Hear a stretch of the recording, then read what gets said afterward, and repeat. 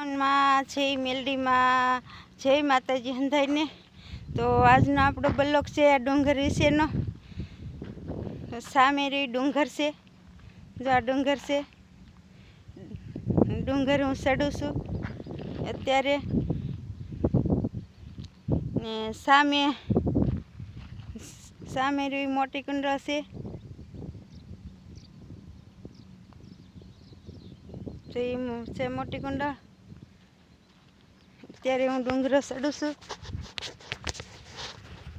આ ડુંગરો છે. ઠંડો ઠંડો પવન આવે છે, ઠંડો ઠંડો. સામે રૂ તળાવ છે,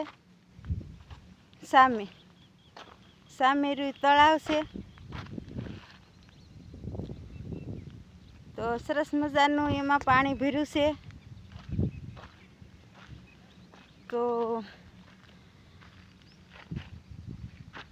તો આ ડુંગરે તો કેવો મજાનો ઠંડો ઠંડો પવન આવે છે. તો આપણને એમ થાય કે અહીંયા થોડી વાર આપણે બેસવી. કેવી કાળી કાળી વાદળી ચડી છે. એમ થાય કે હમણાં મેહુલિયો આવશે, તૈયારી છે વરસાદ આવવાની. તો સામે છે એ ઝાડ છે લીંબુડિયુંના, તળાવની બાજુમાં.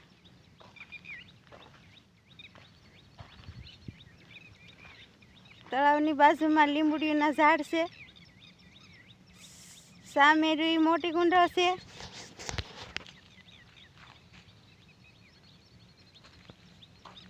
તો જો આ બધા છે ખેતરો છે હંધાઈના.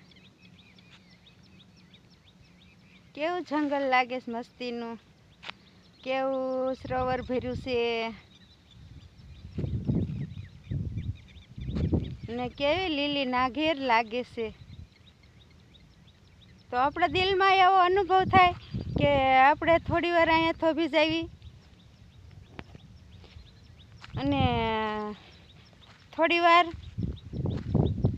આ લીલી ખટાટોપ ઝાડીનો આપણે અનુભવ કરવી આપણા દિલમાં.